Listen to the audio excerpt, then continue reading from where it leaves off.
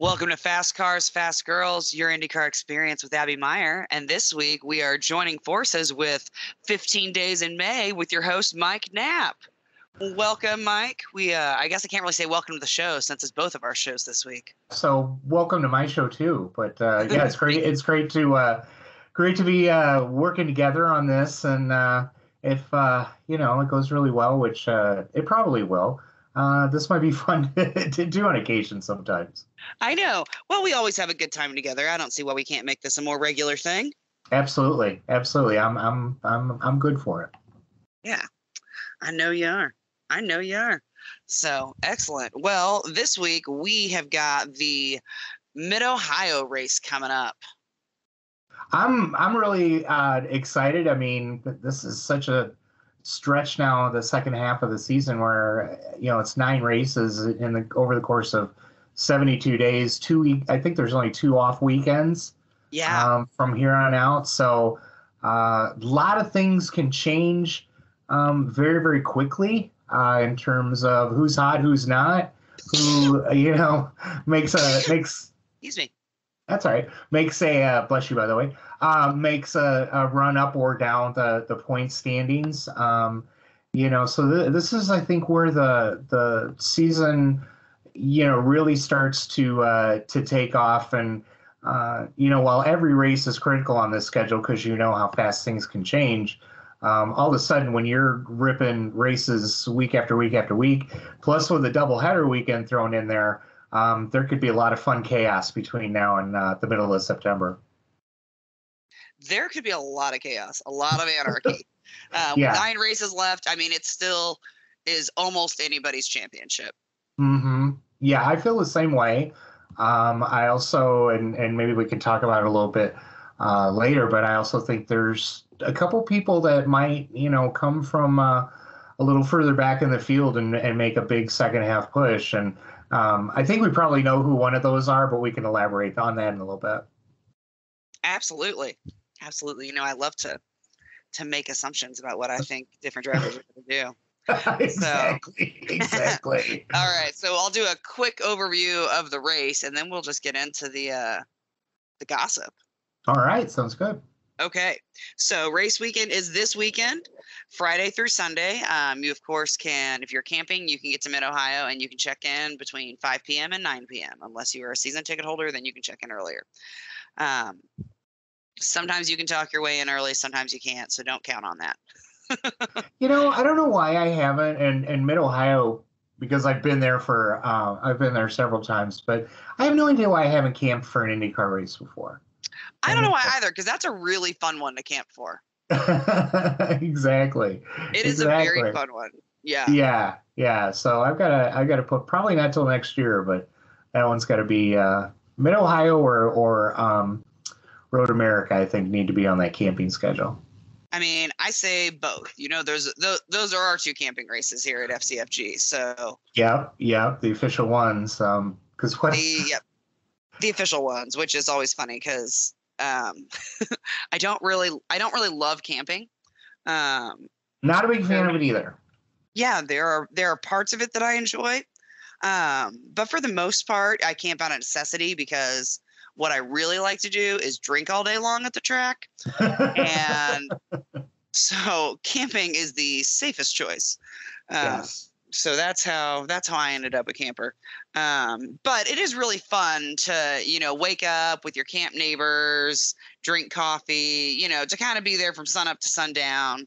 Mm-hmm. It's got a different vibe than just rolling up from the hotel. Yeah, that's true. I mean, we can see that.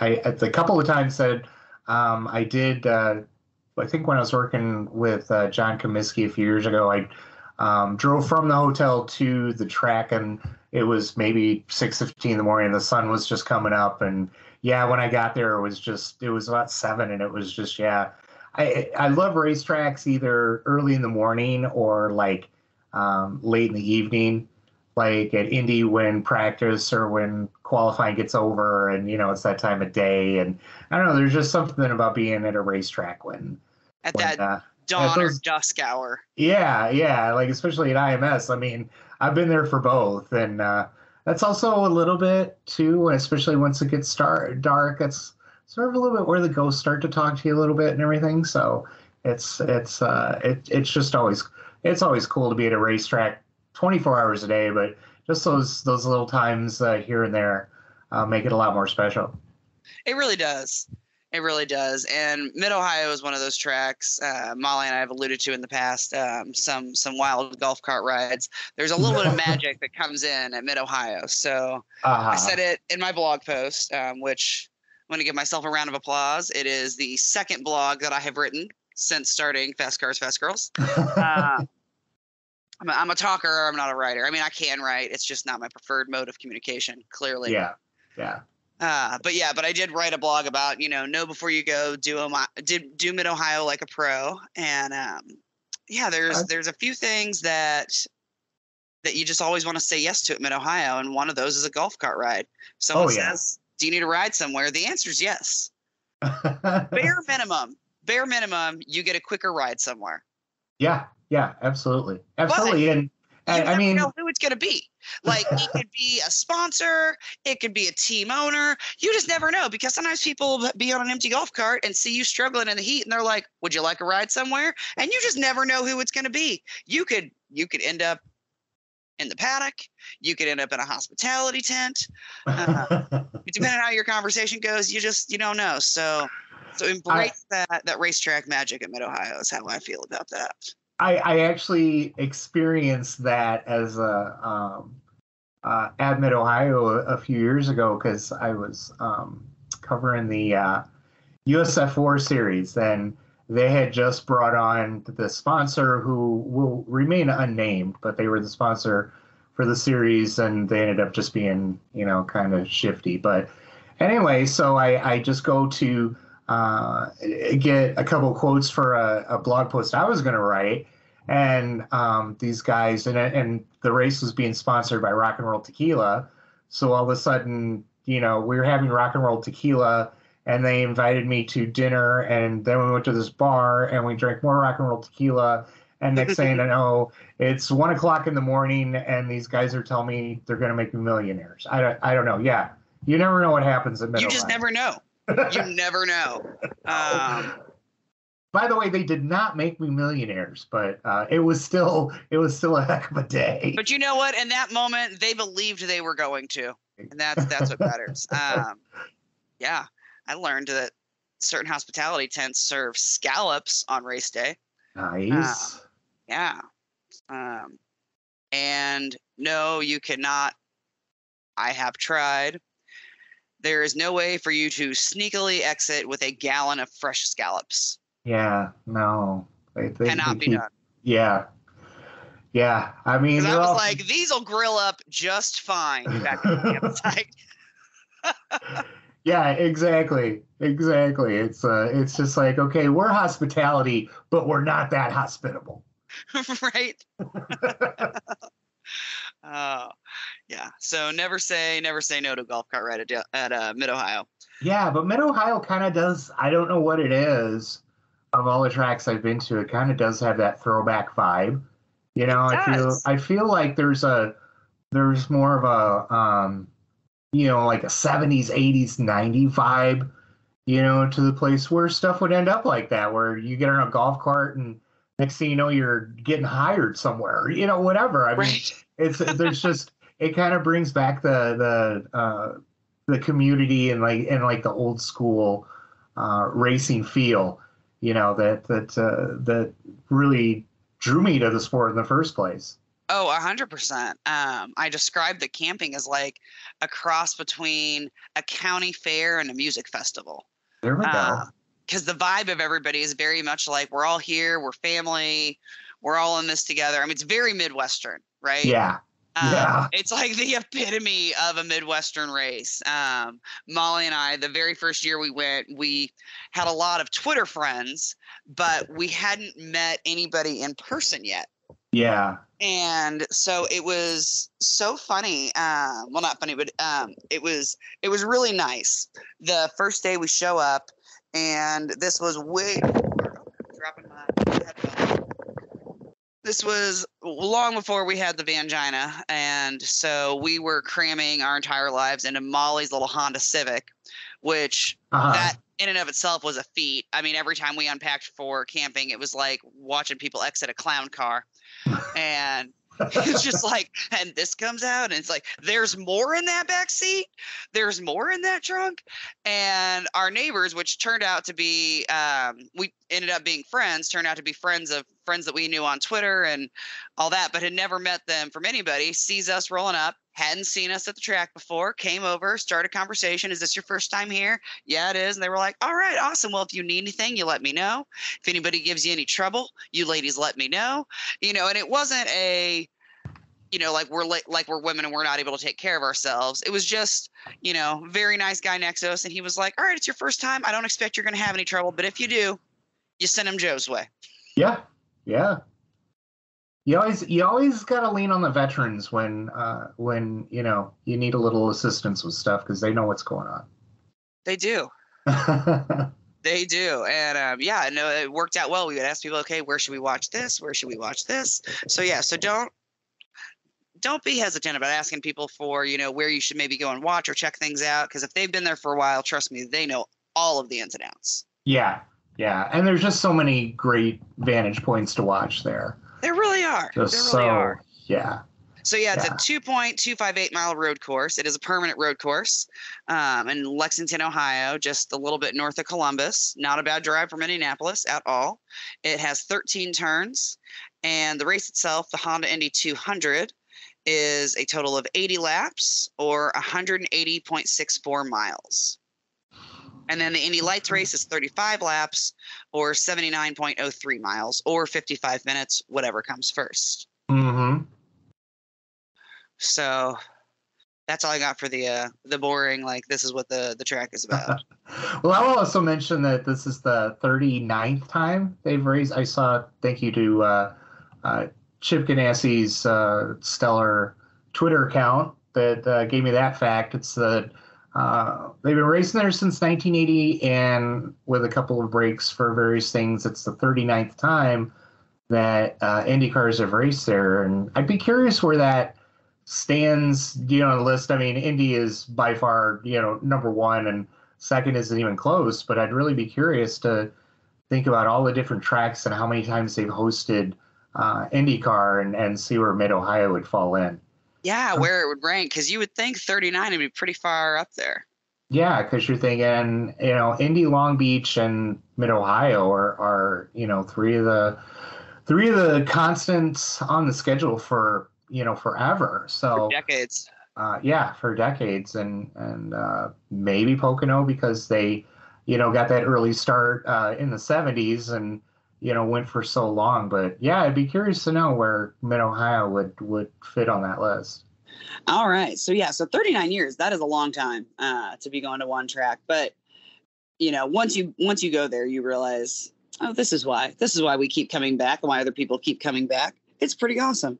Yeah. And it's always great. And, you wish it would happen for some other tracks. But I mean, the proximity to Indy and just the number of fans from there that can attend, a race at Mid-Ohio compared to, some of the other places people can't make it to. It's kind of always been interesting to note that, and there are a couple of exceptions, but really the most popular and long-standing races are the ones that are closest to Indianapolis. So it's hopefully one track that'll stay on there for a long time, and hopefully maybe, crossing fingers, there are a couple in the area, Michigan or somewhere else like that maybe we could add on the schedule someday too. But crossed. So, but yeah, no, it's an excellent track. That is for sure. Well, let me pull up if there were any fast facts or anything. So in 2021, our race winners, Joseph Newgarden, and then 3 out of the 4 Indy Lights races, Kyle Kirkwood won. So as expected. Yeah. So while we're talking about him, let's mention, their sponsor situation going into this weekend. It sounds like he's by saying Kirkwood, is okay, at least for the time being. Don't know what's going to happen with Tatiana Calderon, but it just seems like a really bad situation with a sponsor who has done this before, and that's really unfortunate. It is really unfortunate, and I actually did not have the knowledge that Rocket had done this before, but it's shitty. Yeah. I mean, call it what it is. It's just shitty, especially for the drivers involved. It seems like Calderon is definitely going to take the brunt of this. And, when you plan a whole season and you're, trying to learn and grow, and it's one of the things that's annoying about our sport. Absolutely. I think Kirkwood is helped with his scholarship. Sure, the car has helped with Leaders Circle money. And when you look at who his employer is going to be next year, I mean, it's pretty important to keep Cal racing. And it would not surprise me if, there might be some fundage coming from his future employer or someone, attached to them. It wouldn't surprise me because, he's got to keep racing. And somebody else who's invested in him continuing to race and hone his skill and do well. Yeah. It's kind of funny how, and I think he even admitted years ago that, he doesn't have a lot of personal backing, so he had to keep winning to keep getting scholarships.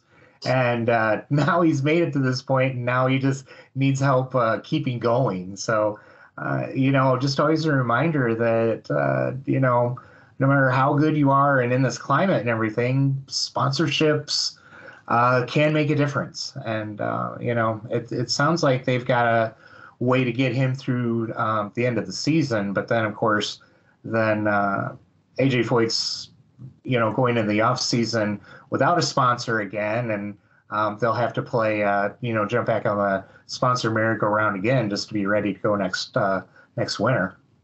Yeah, which I'm sure is not something that they're looking forward to either. No. I mean, it's one thing to have a couple good sponsors in, but then, to get one to fully sponsor your car, and that's difficult. It is. It's unfortunate.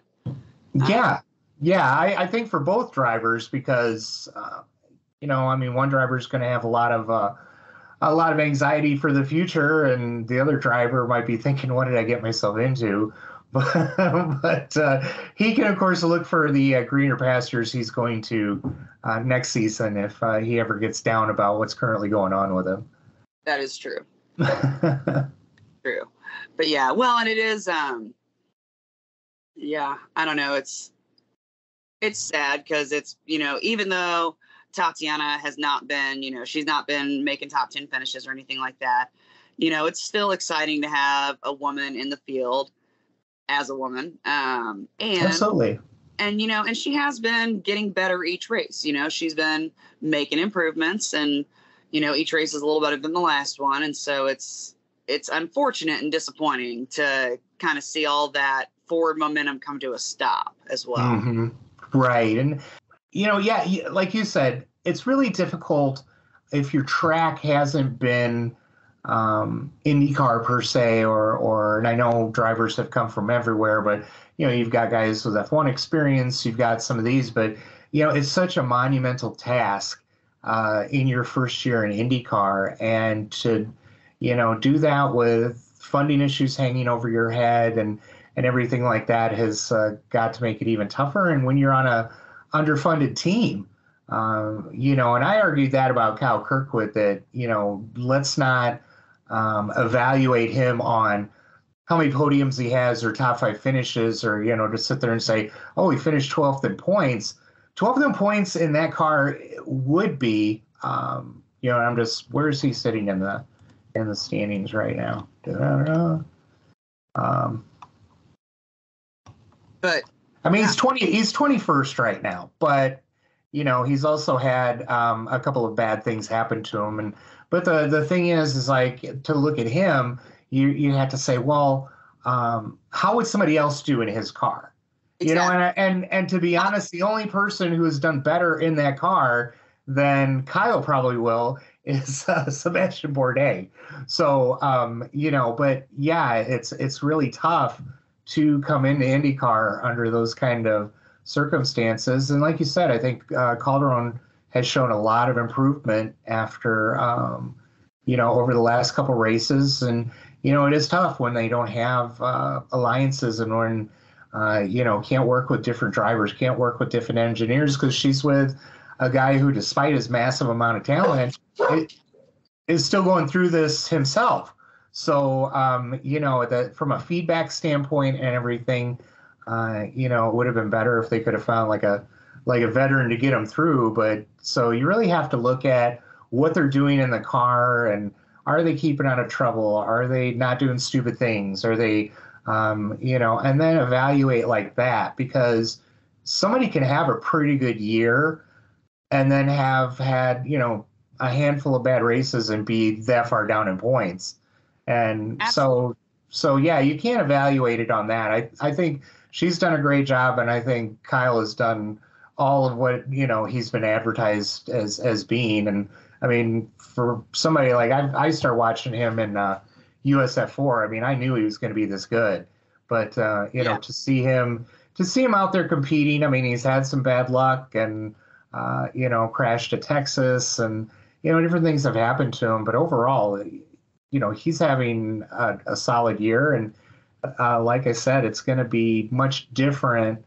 You know, once he goes through all these tracks a second time, and that's why it's important to keep him racing through the end of the season. It really is. It is. I completely agree with you. And yeah, like you said about Calderon, you know, it's hard when you're in that type of equipment, and especially when you're brand new. But you know, when you look at things that are very objective, like she brings the car home in one piece. Yes. There is a lot to be said for that. Yeah, yeah, and when you're on especially when you're on an underfunded team, the big deal is to bring it home in one piece. That's absolutely for sure. So, but yeah, no, that news dropping this week was wild. So I, And especially like you said, not knowing much about it, I didn't know that they did the same thing to Williams in F1. oh, really? So, I was and gonna. it, They did it too. yeah, and it was tens of millions of dollars. It wasn't just, you know, whatever money Ooh, we're talking about here. So, yeah, that's uh, some fuck you money right there. That's a lot. yeah, yeah, that's it. Um, so that was really surprising. So it'll be interesting to see what mindset that team has coming into this weekend. So who do you think on the flip side? Who do you think is poised to have a good weekend? Well, you know, I was your drivers of, you know, our bigger teams. You know, I think that Ganassi's going to do well. They typically do well here at Mid Ohio. So I would say I know Dixon's done well, although it hasn't necessarily been. I don't know. He's been kind of up and down. Although I always say he needs a good warm up. So this is usually the part of the season where he starts turning it on. Anyway, Right, you can never because out. he always says, you know, and it's crazy to think, oh, he's not having a great season. And I mean, he's sixth in points. I know he's You know? and he got the pull for the Indianapolis 500, but it's just, you know, when you think about what you expect for Dixon, it's like, oh, Absolutely, but yeah, absolutely. that does put it in perspective, though, right? He's still sixth in points. Yeah, yeah, and as he says, and he's what 60, right around 70 points behind. So you know, he says he only starts getting worried when he gets 100 points behind. So in his mind, he's fine. So yeah, if he can, you know, we talked earlier about a driver getting a hot streak going, and he's somebody that you know, he does well in warm weather, and you know, and so and a lot of the tracks that we're coming up on, he's just always done well at. Yeah, no. So Dixie, yeah, a lot of times they call him Mr. Mid Ohio, which Molly and I usually make that a drinking game because you can never count Dixie out at this track. But I also think that, you know, Pelot's going to do well. I don't ever expect him to not do well, but Mm-hmm. you know, I think he's going to be a force to contend with. I mean, you can never rule out your Penske drivers either. Joseph Newgarden here before, and I've also seen him spin out in the keyhole on the last lap there before. So yeah, that's what gets interesting about this race is because it's an older racetrack, so it's a little bit narrower, and when everybody starts like hitching up their big boy pants and trying to make things happen in the last 10 or 15 laps, that does become very, very interesting. So, that does. They do some rubbing and racing on those last laps. That's for sure. Yeah, exactly. So, I don't know what I've become convinced that right now, as far as this season goes, that Newgarden's the best driver in the series. And I think, and it's funny to sit there saying that because he's third in points, but when you look at the diversity of the tracks that he's won on, that type of diversity exists in the next 9 races.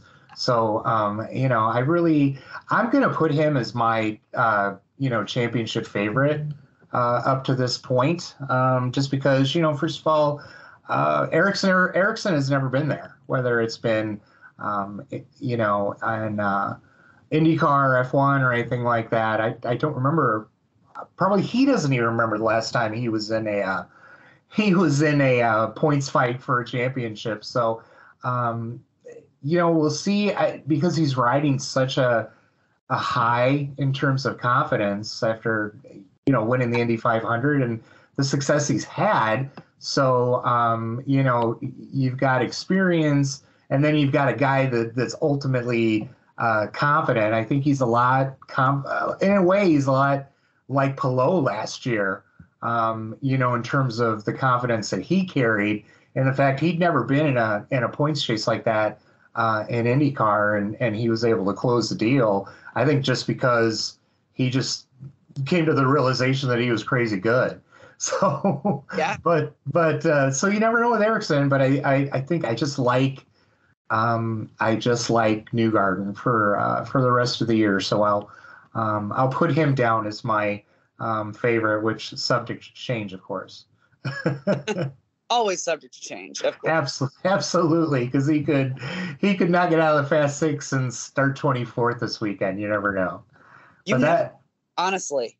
Yeah, but that's what's so great about IndyCar. So who's somebody though who you think might surprise this weekend? Somebody who's maybe had a little success at Mid-Ohio in the past, and maybe yellows didn't fall their way or different things didn't fall their way, and they haven't really on paper had the results, but if things fall their way, that they could have something good happen for them. Well, I always have to say my boy Simon Pagenaud. Yes, he does hold the record for the fastest lap. And Meyer Shank, I think, has shown that they are small but mighty. Mm-hmm. They have shown themselves to be quite the powerhouse team, despite not being one of the big ones. Right. And I think that it's like if all the pieces fall into place, I think that we could see another Meyer Shank win here, hopefully a podium. Mm-hmm. And and it's a home game for them, when you think about it. So I'm sure they'll probably have a lot of sponsors there and a lot of other people. So I just think Simon, the way he kind of makes a push in the second half, it's definitely believable to think that he could make something happen this weekend. You know what? I'm going to throw it out there for me. One guy and I'm just desperately wanting him to have a podium or just a big time race is of course Connor Daly. He's led that race before, going off sequence. He's done a whole bunch of different things. It just hasn't all fallen in place for him. Yeah, I think his best finish was 5th, maybe. But it was one of those years that it's like, had the race been 5 laps longer, he would have been on the podium. Yeah. I think you're absolutely right. It's a racetrack that he's very comfortable with, a racetrack that he's done very well on in the past. And who wouldn't love to see an ECR win? Yeah, I mean, I'm just waiting for him for that because he's just, just the way he is. I don't know. I mean, people kind of think I'm crazy when I say this, but I see him as like such a different person, both on and off the track than he was a couple years ago. And I think it's just, I want something good to happen to him just to manifest that, because it seems like he's in better shape. It seems like he's a lot more comfortable. He doesn't beat himself up the way he used to. I mean, he just really seems like he's poised to do something special. But unfortunately, he's one of those guys, like a lot of guys, where they're also dealing with a ticking clock in terms of their contract or their sponsors or this or that. So, you want to see, I just want to see something really good happen for him. I mean, good things have happened to him at Indy, but I want to see him happen to him someplace else. Absolutely. I agree. And I think that this is a good year for it because he has a full season. He's not a part-time driver this season. And I think there's a lot to be said for that. Yeah. And all that time in the car with the same team, not, hopping around and then doing ovals for a different team. And, to have that consistency, I think is only going to do good things for him. Absolutely. And I don't see why he couldn't win at Iowa. I mean, just when you jumping in a Carlin car and doing what he did there a couple of years ago. My God. Yeah, it was pretty monumental. So, but yeah, to be with a team that's pretty much an oval focused team. He's with that team all the time. He's got a couple drivers to work with. The Iowa sets up really, really well for him. It really does. Well, and speaking of ECR, you can never count out Renus VK. Yes. He's an aggressive little driver, and and he loves to pick up hardware. So absolutely. I mean, even if whether it's hardware in the term, in terms of trophies or hardware in terms of in his body. I mean, yeah, he likes picking that stuff up. He does. He does. I'll tell you, I would love to see do really well. And I fell in love with this kid on Media Day for the 500. David Malukas. Yes. Yes. He is very underrated because Kyle Kirkwood, was kind of the big rookie story coming into this season. And, and then obviously we already know he's going to be an Andretti next year. And so there's already been, so much talk and hype around Kyle Kirkwood that I feel like we've almost been a little neglectful for Malukas. And it would have been in Detroit, that he made it so far along in qualifying, and I really like him. He's a fun guy, and I really like his aggressiveness on the track. I'd love to see the top 10 finish. Yeah, and especially once I found out he's a Chicago guy, that also gave him some more cred with me. But yeah, we just see the way he's really handled himself so far this year. I thought he was really impressive at Indy, and again, like rookies usually do, he hasn't necessarily had the overall success that you'd hope for. But with somebody like that, and especially somebody that young, if you see glimpses of that future, you've got something. And I think we're starting to see that in him, as we're starting to see glimpses of how good he can be, and whether he can add himself to that list of, all the good guys that are under 26 years old. I mean, it's just stacked. And, what's that say about people trying to get into the series, down the road, when you have a lot of these guys who are really establishing themselves as, very good drivers for the future. Yeah. So, yeah.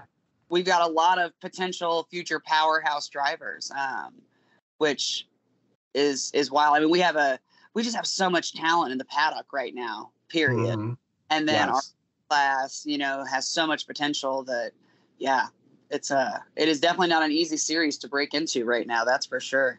Yeah. And I look at a lot of the, if you want to go back to pre-split, pre-whatever, or even a little bit past that, and some of the drivers who, had success, that were winning and doing these things in the early aughts and stuff like that. I think they get rolled in this series right now. Oh, No disrespect to a lot of them, but I think that a lot of them would get rolled in this series right now, and that's no anything on them. I'm just making that as a case for how stacked this field is. how stacked our field is. It's unbelievable how much talent, and which I think just makes our racing product even better. Yeah. On track, on TV, in person, it just makes for exciting races because the talent level is so high. Yeah.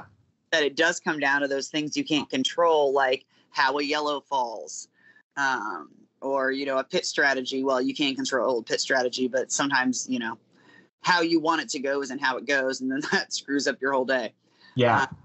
And so it's so interesting, even as even looking at it as a casual fan, that you come in and it's like, okay, I'm not going to say that every single person in the paddock has a chance to win, but I'm going to say like half the paddock has a chance to win. Yep. And that's huge. I mean, when you're looking, it's like, okay, I'm going to say like 13 or 14 drivers have about the same opportunity to win here. Mm-hmm. That's insane. Yeah. Yeah. And a lot of people, point to the fact, well, in the end, the top teams always rise to the top, and that's the way it is in every sport. So, I mean, the best teams, the Yankees are the best baseball team in the world right now. Of course they are, because they always are very good. Yes. Golden State had a couple bad years. Now they're the best basketball team on the planet. I mean, yeah, those teams are going to rise to the top because they have the best equipment and they have the best drivers, but that doesn't mean that other guys can't come in, and then to pull since I'm hitting every sport here, I'll go with the NFL cliche of on any given Sunday, and that's the same type of situation in IndyCar. Yeah, the good drivers and teams over the course of the year are going to rise to the top, but that doesn't mean that on a given race weekend, somebody can't break through and do something special. Absolutely. I mean, it certainly doesn't mean that the big teams can become complacent, because literally any race day, a smaller team could give you a run for your money. Mm-hmm. Mm-hmm. Back when I was, following the sports, and before a lot of people who are listening to this show were born, but you go, everybody likes to talk about that golden age, and it was, but you never had that all that often, where like you go in the early 90s, late 80s, early 90s, and majority of the races would be won by Penske and Newman Haas, and throw in Ray Hall and stuff like that, but for the most part, it's always been that way. But that ever any given Sunday thing is what is the difference between now and that era, I think. I completely agree. I think it's a great time to be an IndyCar fan. Yeah, I just wish we could find more of them. Oh, yeah. People, bring your friends to the track. They will have a good time. I promise. Yeah. I mean, I've my son Kevin, anytime I'm wanting to go to a race, if I say, "Are you in?" "Yeah, I'm in. Let's go." And then that all was because I took him to his first Indy 500 when he was about 11. So, yeah. Both my kids, my other son, Matt, he's an Indy 500 only guy. But that's okay, because he's an Indy 500 guy, and then, but yeah, then Kev's my racing buddy, and we've been going to races together for 10, 12 years. And yeah, I mean, if we could find more people that could just get one more person interested, and they don't have to be diehard fans. I think, people think, oh, we have to find diehard fans. And it's like, well, you're never going to find anybody that can watch every single race. I mean, I even I go back and watch them later. Sure. But because I'm a major fan, but sometimes people miss races, and that's okay. And if they just like, I don't always have the ability to watch them live. Yeah. Believe it or not, I do have a day job that work, so that they'll pay me, and I like to pay my bills. And so every now and then it's my weekend, and there's no way around it, and it's a race weekend. Mm-hmm. And, try and plan my break accordingly. Yeah. like quals or practice or different things. But, for the most part, I know I'm just going to have to watch the race when I get home. Mm-hmm. And, we could do a whole show, and I have my opinions on what can bring, fans into IndyCar. But the biggest thing is just getting people exposed to the on-track product and just how much fun it is to go to a race. And like you don't have to be a super fan to enjoy it.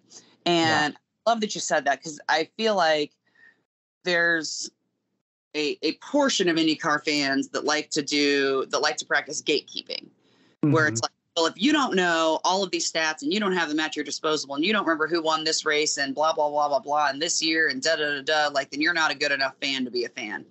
Yeah. We're not saying that. You can just come because you like fast cars. Nobody's going to give you a quiz at the end of it. I promise. Yeah. Yeah. Like, well, and I think, go ahead. As not involved as you want, like, all are welcome as far as I'm concerned. Yeah, I feel the same way. Just, what did I respond to a Twitter post a couple weeks ago? It's like, do you like having fun? You like drinking beer? You like being with friends? You can come to a race with me anytime, because that's what we're all about. I mean, I'm a serious fan, obviously. I mean, I care deeply about the series, but, if you're not having fun, there's no point to it. And so it's just, that should, from a fan standpoint, that should always be the first thing. Yeah, absolutely. Because, if you aren't having fun, what's the point? Life's too short to do shit that you don't enjoy. Yeah, absolutely. Absolutely. We've all been there. Yep. And, I mean, Molly and I used to say, and I'll still guarantee this. If you want to come to a race, come with me. And if you don't have a good time, I will reimburse you for your ticket. Mm-hmm. I'll throw that out there to anybody too. I promise you have a good time. Yeah, since we're going out into the world of the internet with this, I'm gonna say the same thing. I'll throw that challenge out there too. You want to meet me at a race, and we'll see how it goes. And if you don't like it, I'll cover your ticket. Hell, I may cover your ticket anyway. That's how bad I want you to come to a race with me. Exactly. Yeah, money back guarantee.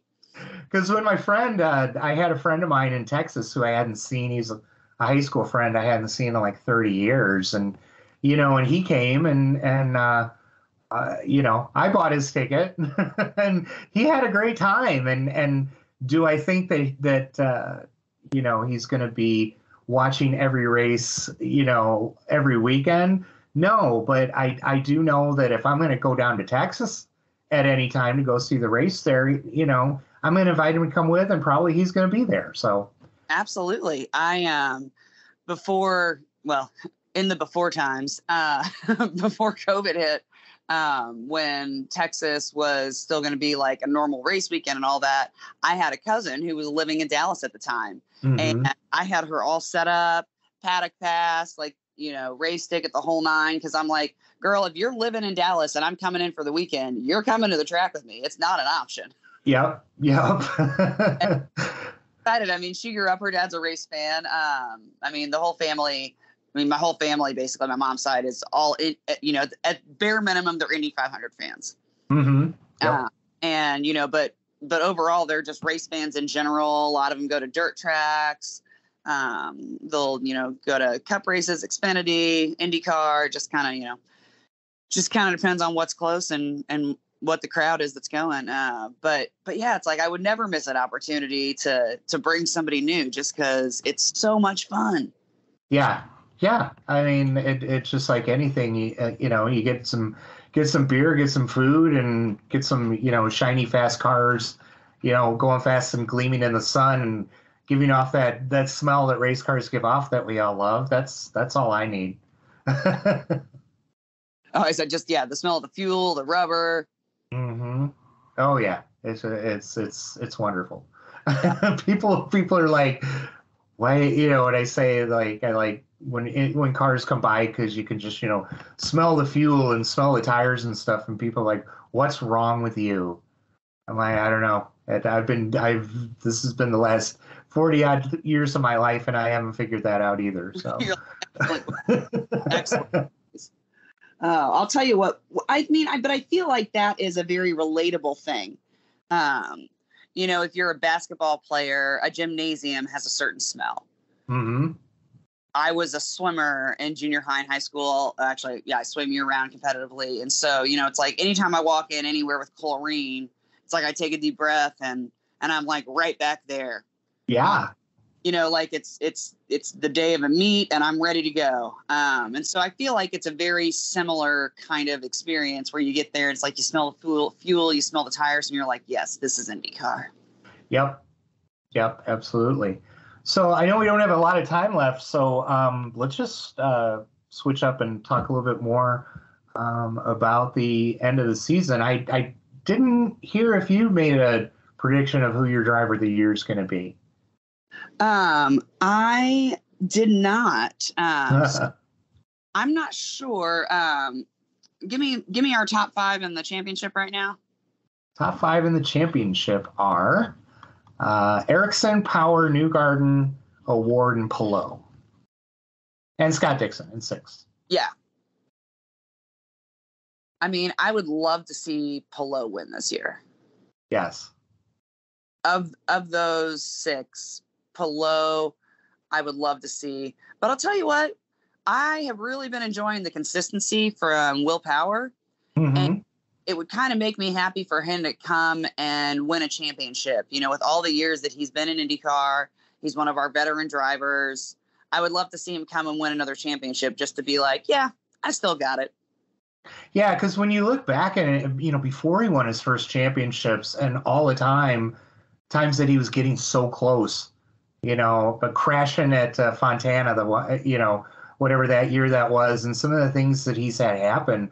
And you're just like, yeah, a guy this good, should probably have, more than one championship. And I'll tell you why else I would like to see him win the championship is how much fun would it be to watch Liz Power celebrate a championship? Oh my gosh.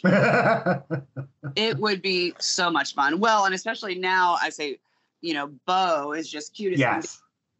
Getting him to hop in the fountain at Detroit, and it's like that's all the content I want. I want the Astor Trophy with Bo holding it. Yeah, because for some of the people who have only really seen Will's wife, at races and chewing on bottles and all the stuff that she does to deal with her nervousness. She is one of the sweetest people you could possibly ever meet. Oh. And she is so, she's so proud of Will. She's so into Will, and and he is with her as well. And just to see them celebrate a championship, especially with him, at this point in his career, at his age, would be a really fun thing. I have to admit. It really would be. It really would. Completely agree with you. I mean, the two of them together, I absolutely love them. Mm-hmm. She could not be any nicer mm-hmm. At all. And here's my freebie tip. If you ever are in an autograph line and maybe it's a day where Will Power has not done as well as he would have liked, and maybe he's in a little bit of a funk. Mm-hmm. The quickest way to get Will Power out of a funk is to ask him about Liz and or Bo. Yeah. Because there are a few things in this world that make him happier than Liz and Bo. Absolutely. So there's your free pro tip for anybody. If Will's in a little bit of a funk, you just say, how's Liz? How's Bo? Da, da, da, da. Get him started talking about Bo. You'll be good to go. Yep. So see, there's a tip. You listen to the show, you get free tips. There's nothing better than that. So maybe we'll have a separate show on Patreon, and you'll have to pay for those tips. yeah. Let's go for that. So, because they are worth their weight in gold. So they are. But today, because you're saying Joseph Newgarden, right? Yes. And then who are you thinking for Rookie of the Year? It's hard to say because it's what's a rookie? There's people who have that R next to their name, and they're more experienced than other people and all that other kinds of stuff. But it might end up being Malukas. I mean, or Lund, but then again, I'm looking through the thing. I was just down on Malukas and I scrolled up and there's Lundgaard. It's just going to be just such a amazing battle down to the end, because I think, Malukas is only 17 points behind Lundgaard.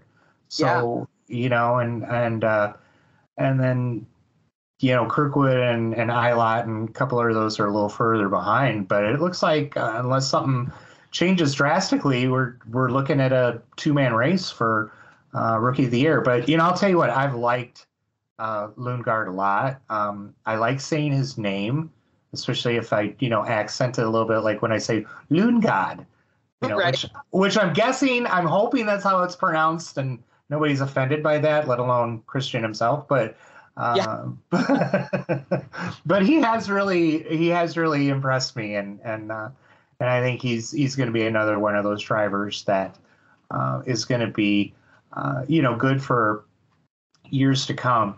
So another question, I guess, to ask is, so of the drivers that are kind of points wise sitting there in the midfield, who do you think could actually get hot and make a run, at least at top 3 in points by the end of the year? I think Will Power is going to finish top 3. Mm-hmm. Yeah, I think he's going to finish top 3. Other drivers that may like edge their way in, I don't know. I mean, Scotty Mack, if he kind of gets his shit back together, yeah, that's a possibility.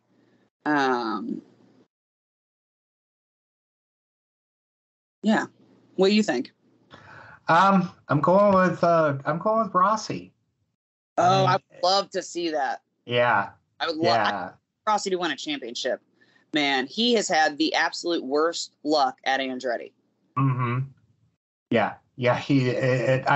And just a lot of it wasn't even his doing, whether it's getting involved in crashes or the which could also be a topic for another show, is just the complete failures sometimes on the part of his pit crew, and just, I mean, so many things. I don't know how much better he's going to be, in his situation next year, but but hopefully some of the things that have plagued him that weren't his fault don't go along with him. I don't could necessarily drive any better, but if he has a consistent pit crew, that doesn't continually cost him races, he would have 2 Indy 500 wins if it wasn't for his pit crew. Mm-hmm. And he'd probably have at least one championship by now. In 2019, don't get me wrong, I certainly was not upset that Simon Pagenaud won, but no. Infamous, the year of the infamous pit stop where Rossi was like slamming his hands on the steering wheel because it was like 14 seconds long or some shit like that. Yeah. And it's like when they got to the end and, it was so close and Simon's trying to break up the air, and it's like it never should have been that close. Right. And, his form this year has been, here I'm pulling out European words, but yeah, overall his form has been pretty great. When he's had the chance and he's had a good car, and everything has worked for him. He's driven the way he normally drives. So I think it's just a matter of, I'm just looking up his results for this year. You look at, since finishing 11th at Indy, he's at the GP, he's finished 5th in the 500. He's finished 2nd at Detroit. He's finished 3rd at Road America. So, you're talking what he could do, he was in such a hole after the first 2 races, and then all of a sudden he's whipped together 3 top 5s and 5 top 10s. And I think this is who he's going to be the rest of the season. I think so. It's almost like as soon as he knew where his new home was going to be, like once that was buttoned down, that all of a sudden he like breathed a sigh of relief. Mm-hmm. And it's like his driving got better.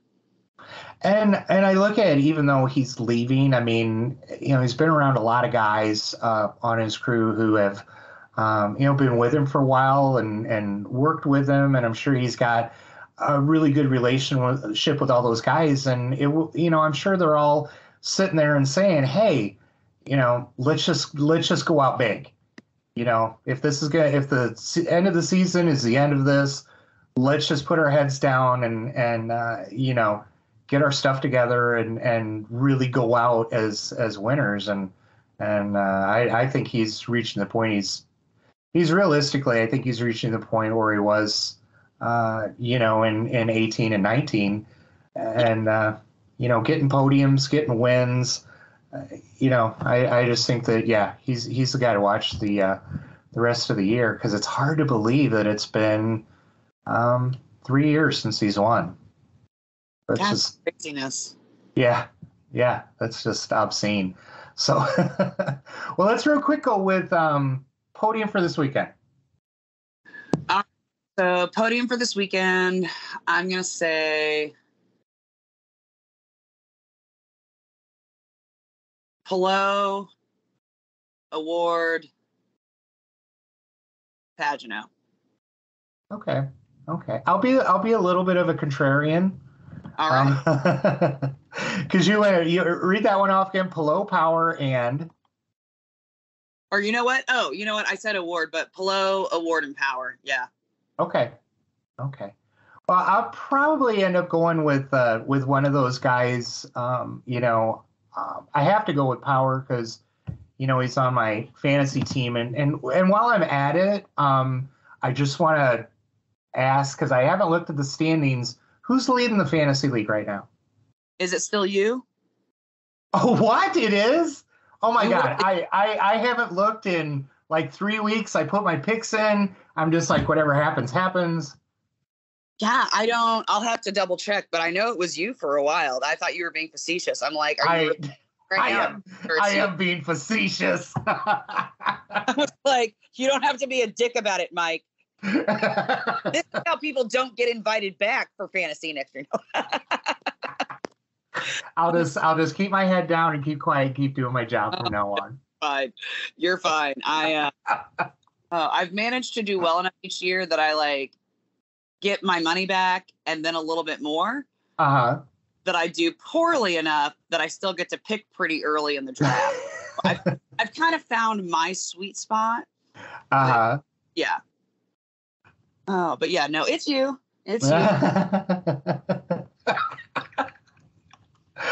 So, okay, well, my podium, I'm thinking. Well, I was going to say, the best part about if you end up being the overall winner, aside from the bonus money, is that you also get to lock in one of your drivers from this year's team. Ooh, a little more incentive. It's a very good incentive, and it's not for every first place. It's not for the conference first place. It's just for the overall winner. You get to lock in one driver. Okay. So. Okay. A little something to look forward to. Yeah. So getting back on topic of my podium, let me scroll through here a little. In no uncertain order. I mean, I have to pick Rossi because I've been, playing him up this whole episode, and Newgarden because I've been doing the same thing. So those are my two guys, and I am a massive Alex Palou fan, so I'm going to recuse myself from him, and I'll go with Award as well. Okay. Yeah. So. Who do you think's first out? First out. Can I be mean? Always. Jimmy Johnson. Yeah. That's another podcast episode for down the road. He is a very nice guy. Oh my gosh, he's so nice. He's so nice. It makes me feel a little bit bad, but only a little. Yeah. He is so nice. And he's good on ovals. He killed it at Texas. I'll admit that. I'm not going to poo-poo somebody when they actually put up results. He killed it at Texas, but these road courses are still throwing him for a fucking loop. Yeah.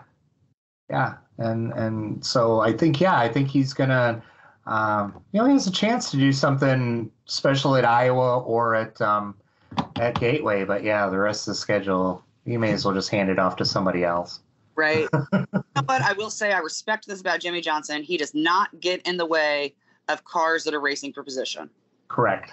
I mean, I have all the respect for him as in the world as a racer because that's who he is. He's always been a clean racer. He's always, tried to do the right things. I don't remember him, blatantly wrecking people, in his Cup days. I mean, he just been one of those kind of drivers. Yeah. So that's what I've always respected him for, and to do this and I'm just a little bit older than him and thinking about taking up anything new. I mean, not to mention, climbing into a completely different thing as far as a race car, but even trying anything new it takes a little, you really got to talk yourself into it, when you reach a point in your life and especially the success that he had as a Cup driver. I don't think his IndyCar career is going to tarnish that at all, but I totally respect him for making the jump and really giving this. He's given it an honest effort. I mean, he's given it, he isn't just showing up on race day and just being like, okay, guys, he does the work. So he is trying to improve, and, he hasn't quit. He hasn't said this is too hard. But yeah, no, I think that's probably a solid guess for first out, though. Yep. I'll even go one further and say I bet he spins it in the keyhole. I bet that I get a front row seat to it. But you know what? I'll tell you what. If you take, now granted they drove different cars in the 500, but Jimmy and Tony together would be, somewhere, 160 some points. They'd be top 15 in the standings in the points if you combine their two together. So yeah, that's interesting.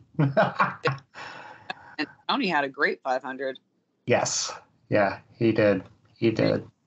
All right. I think I'll say my first out is Sato, just because it's Sato. Yep. Which that's all going to depend on where he starts in the field, how aggressive he is. For sure. I fully anticipate seeing at least one driver get punted into the keyhole in the first 5 laps. Yes. Which is one of the reasons why I love sitting in the keyhole. Love it.